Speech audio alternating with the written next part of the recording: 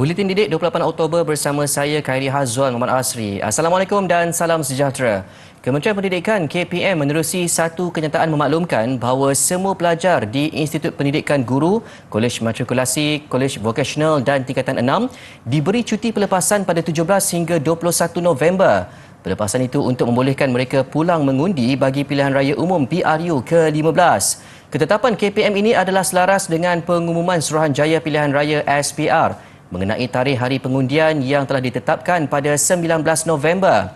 Tempoh pelepasan yang diberikan ini adalah bagi membolehkan pelajar mempunyai masa yang mencukupi untuk membuat perjalanan pergi dan balik ke lokasi pusat pengundian masing-masing. Ketetapan ini juga sebagai tanda sokongan KPM bagi pelaksanaan undi 18 yang telah diwartakan oleh kerajaan pada 1 Disember tahun lalu. Sehubungan dengan itu, semua kelas atau aktiviti yang melibatkan pelajar dalam tempoh tersebut perlu ditangguhkan ke suatu tarikh lain.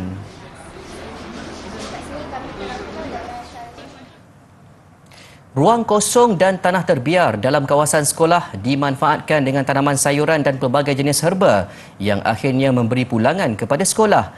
Inisiatif itu dilakukan Sekolah Menengah Kebangsaan Syed Hassan di Kangar Perlis. Dinamakan sebagai Laman di Delima, ia merupakan projek yang diusahakan sepenuhnya pelajar di bawah program pendidikan khas integrasi PPKI sekolah itu. Mereka mengusahakan 230 polybag tanaman terung, sawi hidroponik, cendawan, nanas serta pelbagai pokok herba, antaranya kesum, halia, kunyit dan kaduk. Setiap pelajar mempunyai tugas masing-masing dan mahir melaksanakannya, termasuklah kemahiran membancuh dan menyediakan baja. Ilmu berkebun itu diperoleh melalui kursus yang diberikan Jabatan Pertanian. Bancuh baja, lagi kutip itu hasil cendawan. Macam-macam tanam pokok apa, semai pokok. Hasil tuaian dijual di kantin dan kepada warga sekolah. Biasanya sayuran itu ditempah para waris dan kedai runcit di kawasan sekitar. Dekat bilik guru. Dengan apa? Kantin. Dia rasa macam mana bila pokok yang ditanam berbuah? Rasa seronok.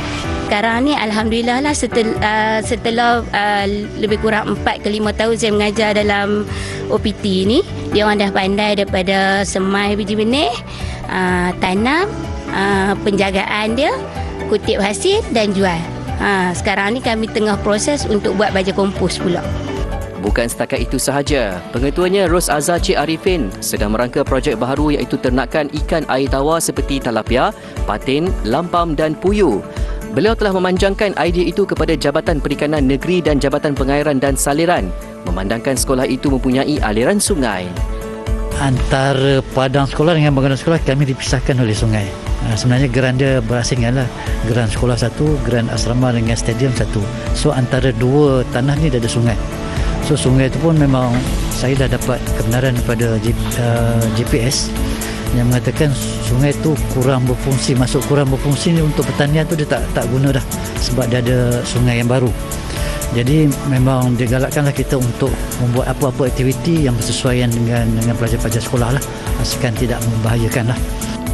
Selain projek tanaman, pelajar PPKI SMK Syed Hassan turut terlibat dalam pembuatan roti dan pizza serta murid dengan kefungsian rendah KR diletakkan di bawah projek Dobi dan mencuci kereta. SMK Syed Hassan juga merupakan sekolah sukan Negeri Perlis. Bagi membantu mengawal paras air di dalam bekas takungan tanaman hidroponik, seorang guru dari Sekolah Kebangsaan Tanjung Belanja, Parit Perak mencipta robot yang digelar Wastebot. Robot itu mampu memberi amaran sekiranya paras air di dalam bekas tanaman rendah ataupun tinggi.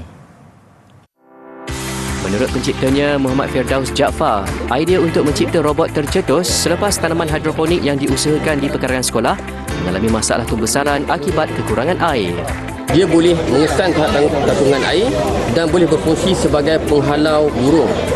Di mana dia ada sensor di situ. Jadi kalau ada burung lalu dia akan mengeluarkan bunyi. Dia cuma adalah prototype dan tidaklah mengeluarkan bunyi yang kuat. Tapi kalau ada burung lalu ke apa benda ke, dia boleh mengeluarkan bunyi. Tambahnya, beliau turut dibantu oleh murid-murid tahun 6 sekolah tersebut dan mengambil masa hampir 1 bulan untuk disiapkan. Katanya murid yang terlibat diberi tanggungjawab untuk membuat sistem pengaturcaraan dan seterusnya dimasukkan ke dalam sistem robot tersebut. Jelasnya dengan kos hampir RM100, robot itu beroperasi sepenuhnya dengan menggunakan kuasa bateri. Pihaknya bercadang untuk membina robot tersebut pada skala yang lebih besar, namun mempunyai kekangan dari segi mendapatkan dana. Ini kerana menurutnya kos untuk membina sebuah lagi waste boat yang bersaiz besar boleh mencecah sehingga RM500.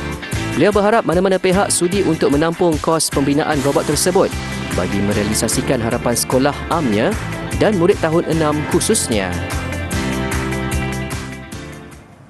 Perpustakaan Negeri Wilayah Tawau dan Sanakan Sabah bakal mempunyai tarikan terbaru dengan penubuhan Pusat Sains oleh Petronas. Inisiatif itu bagi memberi akses dan peluang pembelajaran serta meningkatkan kesedaran pelajar, guru dan penduduk setempat ke arah pembudayaan sains, teknologi, kejuruteraan dan matematik STEM. Pusat yang menelan belanja RM10.2 juta dan dilengkapi bahan pameran dan aktiviti studio itu dijangka beroperasi pada 2024. Majlis pra-pelancaran bagi Pusat Sains berkenaan dirasmikan oleh Menteri Sains, Teknologi dan Inovasi Sabah, Datuk Yaakob Khan. Menurut Naib Presiden Kanan Pelaksanaan Projek dan Teknologi Petronas, Datuk Baco Pilong, Petronas berbangga dapat menyumbang kepada pembangunan pendidikan dan modal insan di negeri ini melalui tajaan pendidikan, latihan teknikal, penyediaan akses pendidikan serta latihan demi memperkasakan bakat-bakat muda Sabah.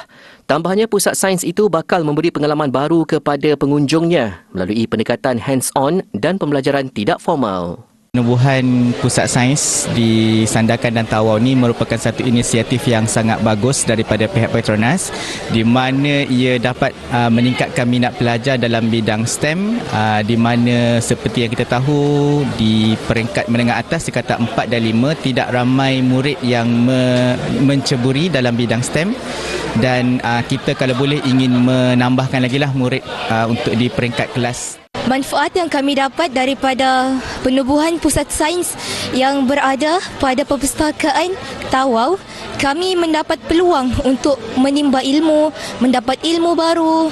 Banyak yang kami belajar. Bangunan pusat sains di Rebri Tawau dapat memudahkan kami sebagai pelajar yang belajar di Tawau lebih mudah untuk mempelajari pasal inovasi dan dapat membuatkan kami dapat mencipta lebih banyak inovasi yang dapat memajukan negara. Pada majlis sama, Petronas turut menyerahkan surat niat kepada 5 institusi pendidikan teknikal dan latihan vokasional TVET di bawah program bantuan penajaan dan latihan institusi vokasional VISTA. 5 institusi terlibat ialah Institut Latihan Teknik dan Perdagangan Papar, Kolej Teknikal Yayasan Sabah, Institut Kemahiran Mara Kota Kinabalu, Akademi Binaan Malaysia Wilayah Sabah serta Sabah Skills and Technology Centre.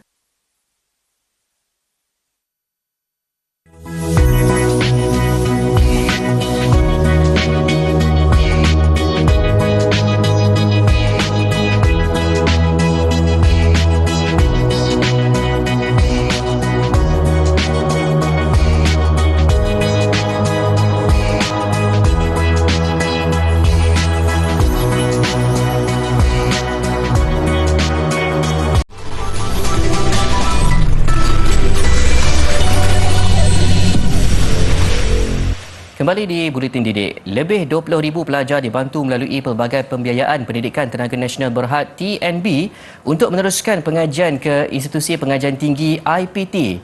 Pembiayaan TNB adalah dalam bentuk beasiswa dan derma siswa sejajar dengan matlamat syarikat utiliti berkenaan dalam menyokong usaha kerajaan membantu rakyat. Menurut pengerusi TNB Datuk Seri Hassan Arifin, tahun ini TNB melalui Yayasan Tenaga Nasional YTN menawarkan biasiswa kepada anak-anak orang asli untuk mengikuti pengajian peringkat diploma dalam bidang perakaunan dan pengajian perniagaan di Universiti Tenaga Nasional Unitan Muazzam Shah.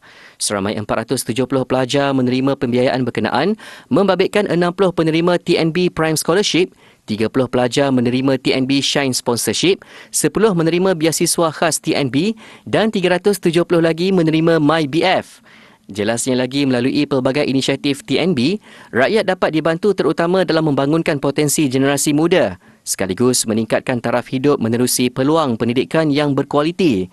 Setakat ini, lebih 6,200 pelajar di bawah tajaan YTN sedang mengikuti pengajian di IPT dengan pembiayaan keseluruhan RM100 juta merangkumi yuran pendaftaran, yuran pengajian, allowance sara hidup bulanan dan allowance komputer. Selain pembiayaan keuangan, YTN turut menyediakan program-program pembangunan untuk pelajar tajaan. dengan hasrat membangunkan potensi mereka dari sudut kemahiran insaniah serta kepimpinan. Sekali lagi, negara melakar sejarah dalam sektor pendidikan, khususnya bidang kemahiran teknikal dan vokasional apabila 2 daripada 7 wakil negara ke World Skills Competition WSC 2022 Special Edition di Helsinki, Finland adalah dari Giat Mara. Pertandingan yang berlangsung pada 16 hingga 25 Oktober itu diadakan bagi menggantikan pertandingan WSC 2022 di Shanghai, China yang dibatalkan akibat pandemik COVID-19. Sebanyak 15 buah negara terpilih bagi menganjurkan sejumlah 61 bidang kemahiran di pertandingan tersebut. Malaysia berkesempatan membawa 7 bidang kemahiran ke Switzerland dan Finland dalam bidang bakery, patisserie and confectionery, pembuatan kabinet, servis restoran, memasak, terapi kecantikan dan teknologi fashion. Dan Nur Aliyah Nadirah Yusri dari Giat Mara Prima Tasik Glugu Pulau Pinang dalam bidang terapi kecantikan. Lebih membanggakan apabila Nur Aliyah Nadirah juga terpilih sebagai pembaca ikrar pertandingan semasa majlis pembukaan diadakan pada 19 Oktober lalu. Dalam pada itu, seorang anggota kerja Giat Mara yang merupakan pengurus Giat Mara Bandar Tun Razak dalam bidang teknologi fashion, Nur Azah Muhammad, turut terpilih sebagai pakar negara dalam pertandingan berkenaan. Kejayaan ini bukan sahaja menjadi batu loncatan bagi pelajar, malah mengangkat martabat bidang kemahiran teknikal dan vokasional ke persada dunia.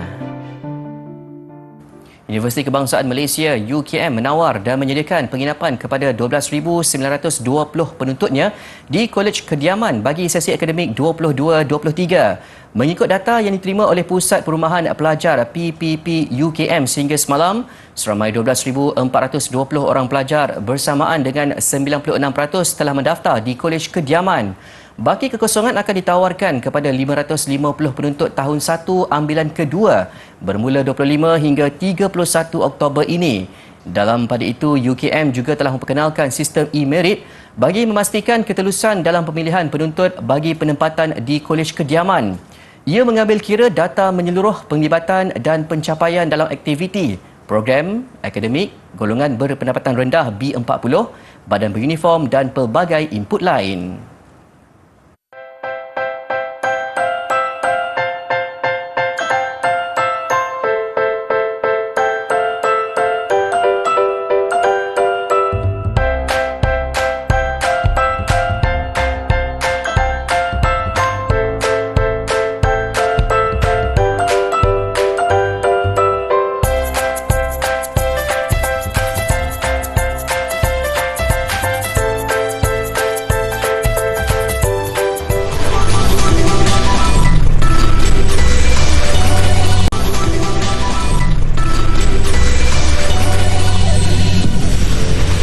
Seramai 155 ahli pandu puteri dan pengangkat puteri rantau Asia Pasifik berkumpul di Sandakan Sabah bagi menyertai Girls Summit 2022.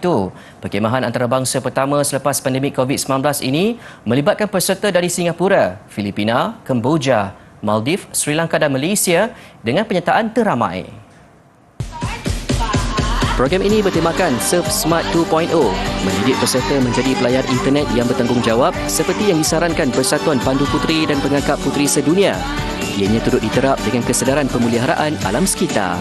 Dalam program yang berlangsung pada kali ini, kita akan berkongsi dengan peserta mengenai program WAX, iaitu program yang datang dari Persatuan Pandu Puteri dan Pengangkat Puteri Sedunia, iaitu Surf Smart 2.0, iaitu yang akan mengajar peserta cara untuk melindungi diri dan menjadi pelayar internet yang bertanggungjawab.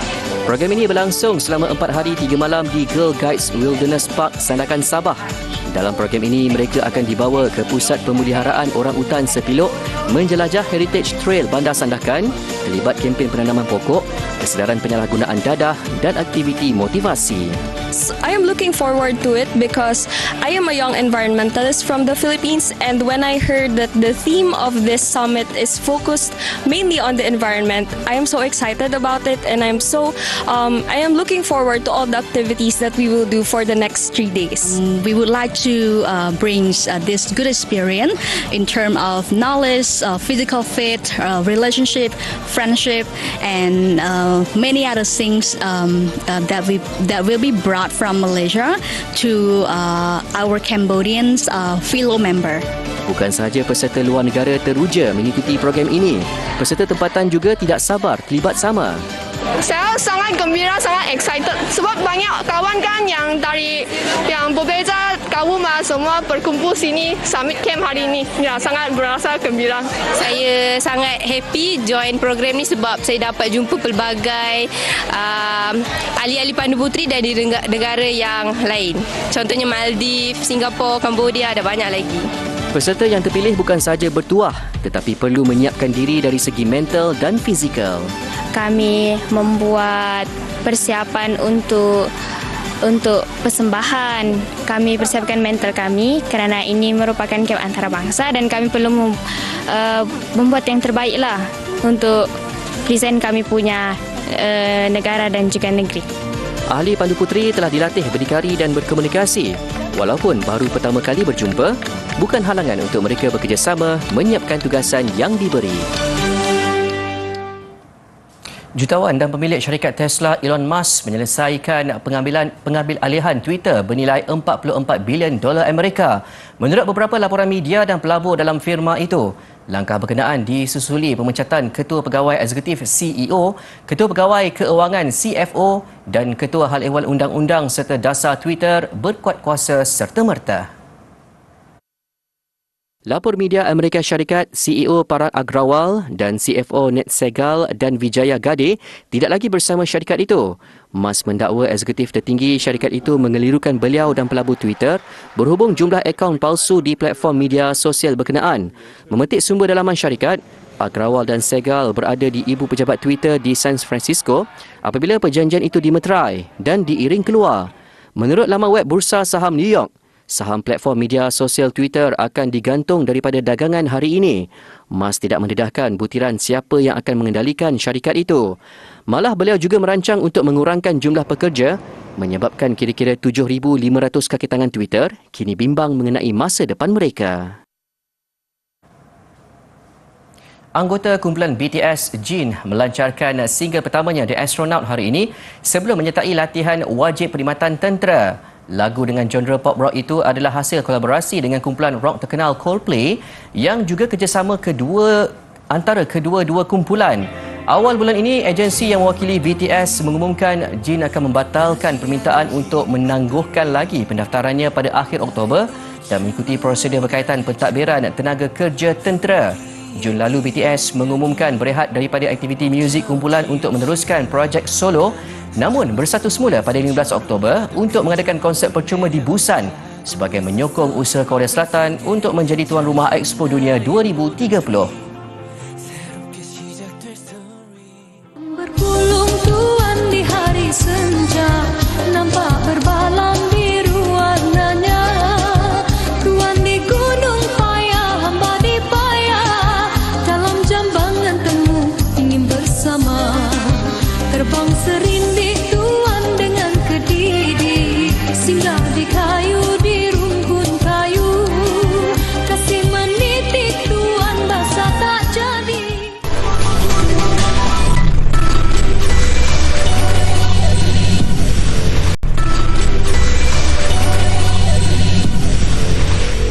Masih di Buletin Didik, Sukan. Dua lagi pasukan membawa kelebihan selesa ke pertemuan timbal balik pusingan 16 Piala Malaysia.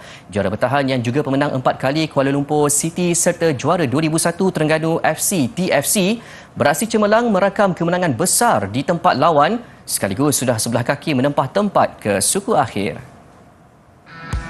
TFC yang berkunjung ke Stadium Darul Makmur berdepan Sri Pahang bermula baik dengan gol pendahuluan seawal minit pertama oleh Kepas Sherman.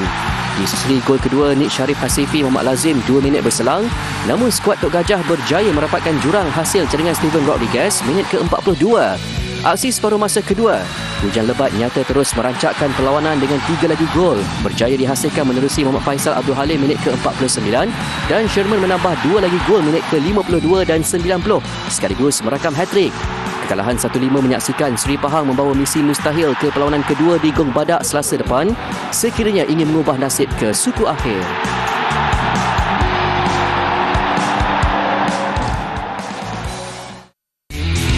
turut menjadi tumpuan, semestinya penampilan juara bertahan Kuala Lumpur City FC yang memulakan pusingan 16 dengan langkah kanan apabila menewaskan PDRM FC 3-0 di Stadium Bola Sepak Kuala Lumpur. Bagaimanapun, anak buah Boyan Hodak terpaksa menanti hingga hujung separuh masa pertama hasil jaringan gol Roman Morales dan ketua pasukan Paulo Josue sebelum Morales menambah gol ketiga yang juga jaringan kedua peribadi 12 minit sebelum aksi tamat. Kemenangan itu meletakkan naib juara Piala AFC itu berada dalam posisi selesa untuk memerungi aksi kedua di venue sama Selasa depan.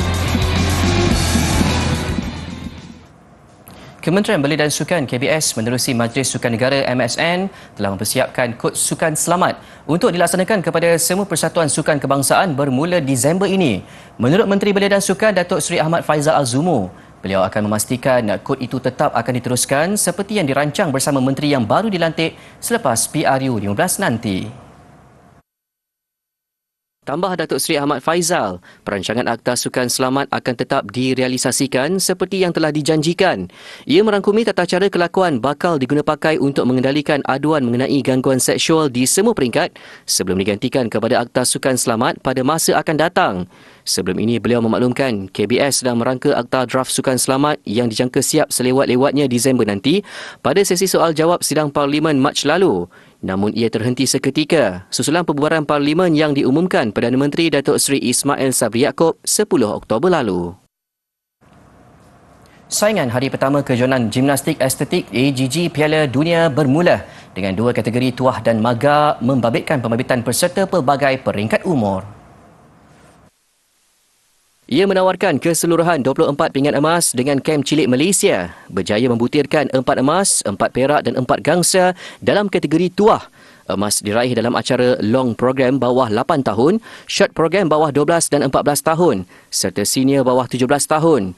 Manakala perak dihasilkan dari aksi long program bawah 10, short program bawah 12, short program junior dan mix senior.